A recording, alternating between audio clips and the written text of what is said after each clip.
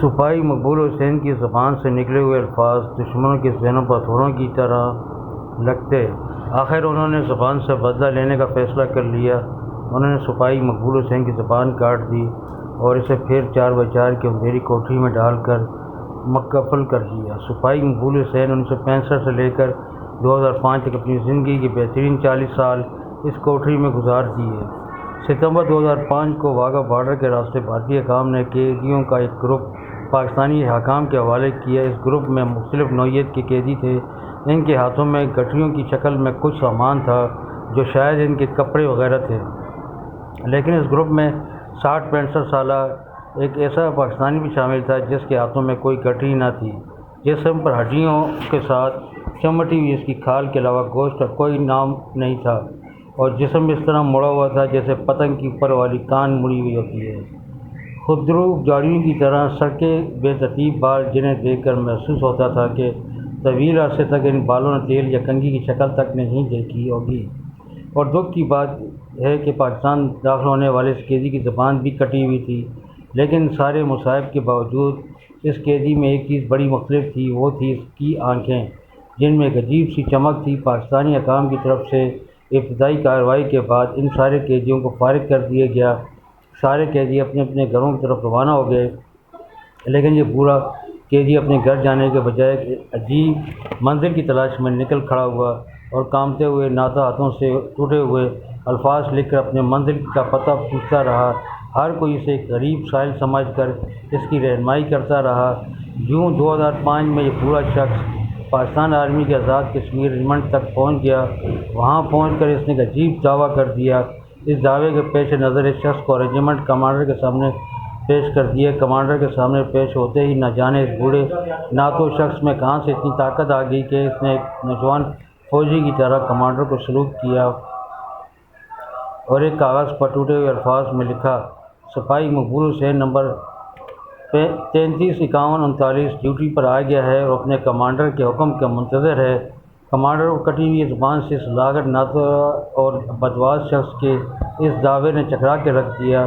Commander کبھی اس تحریر کو دیکھتا اور کبھی اس بوڑھے شخص کو جس نے ابھی کچھ دیر پہلے ایک نوجوان فوجی کی طرح بھرپور سلوٹ کیا تھا۔ کمانڈر کے حکم پر قیدی کے لکھے ہوئے نام نمبر کی مدد سے جب فوجی ریکارڈ کی پرانی فائلوں کو گرد چاڑی کی گئی، اس شخص کے رشتہ داروں کو ڈھونڈ کے لایا گیا تو ایک دل ہلا دینے والی داستان سامنے آئی۔ یہ داستان جاننے کے بعد اب پھولوں اور فیتیوں اور ستار والے لاغر شخص کو سلوٹ مار رہے تھے۔ اس شخص کا نام سپاہی مقبول حسین تھا اور 65 کی جنگ میں سپاہی مقبول حسین کیپٹن شیر کی قیادت میں دشمن کے علاقے میں اسلحے کے ایک ڈپو کو تباہ کر کے واپس آ رہا تھا کہ دشمن سے جھڑپ ہو گئی۔ سپاہی مقبول حسین جو اپنی پشت پر وائرلیس سیٹ اٹھائے اپنے افسران کے لیے پیغام رسائی کے لیے فرائض کے ساتھ ہاتھ میں اٹھائے گن سے دشمن کا مقابلہ بھی کر رہا تھا، مقابلے میں زخمی ہو گیا۔ اس سے اٹھا کر واپس لانے لگے تو سپاہی مقبول حسین نے انکار کرتے ہوئے کہا کہ بجائے میں زخمی حالت میں آپ کا بوجھ بنوں، میں دشمن کا مقابلہ کرتے ہوئے آپ کے لیے محفوظ راستہ مہیا کرتا ہوں۔ ساتھیوں کا اصرار دیکھ کر مقبول حسین نے ایک چال چلی اور خود کو چھوٹی کھائی میں گرا کر اپنی ساتھیوں کی نظروں سے اوجھل کر لیا۔ دوست تلاش کر کے واپس لوٹ گئے تو اس نے ایک مرتبہ پھر دشمن کے فوجیوں کو آڑے ہاتھوں لیا۔ اسی دوران دشمن کے ایک گولے نے سپاہی مقبول حسین کو شدید زخمی کر دیا اور بے ہوش ہو کر گر پڑا۔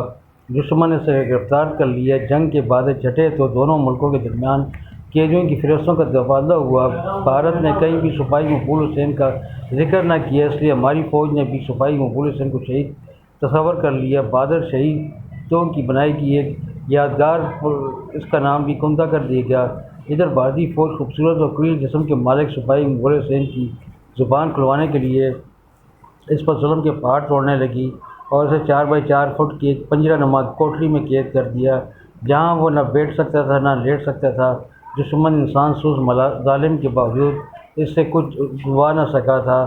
سپاہی مقبول حسین کی بہادری اور ثابت قدمی بھارتی فوجی افسران کو پاگل کر دیا۔ جب انہوں نے دیکھا کہ مقبول حسین کوئی راز نہیں بتاتا تو وہ اپنی تسکین کے لیے مقبول حسین کو تشدد کا نشانہ بنا کر کہتے کہ کہو پاکستان مرد آباد۔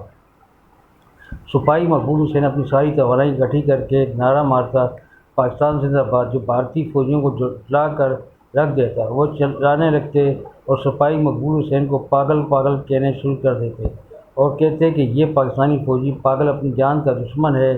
سپاہی مقبول حسین کہتا ہے کہ ہاں میں پاگل ہوں، ہاں میں پاگل ہوں، اپنے ملک کے ایک ایک ذرے کے لیے ہاں میں پاگل ہوں، اپنے ملک کے کونے کونے دفاع کے لیے ہاں میں پاگل ہوں، اپنے ملک کی عزت وقار کے لیے۔ سپاہی مقبول حسین کی زبان سپاہی مغل سے 1965 سے لے کر 2005 تک اپنی زندگی کے بہترین 40 سال اس کوٹھی میں گزار دیے۔ اب وہ کئی کٹی ہوئی زبان سے پاکستان زندہ باد کا نعرہ تو نہیں لگا سکتا، لیکن اپنے جسم پر لباس کے نام پر پہنے چھتروں کی مدد سے 4 بائی 4 فٹ کی کوٹھی کی دیوار کے ایک حصے کو صاف کرتا اور اپنے جسم میں راستے ہوئے خون کی مدد سے وہاں کے پاکستان زندہ باد لکھ دیتا۔ یوں سپاہی مقبول حسین اپنی زندگی کے بہترین دن اپنے وطن کی محبت کے پاگل پن میں گزارتا رہا۔ آئیے ہم مل کر آج ایسے سارے پاگلوں کو سلوٹ کرتے ہیں۔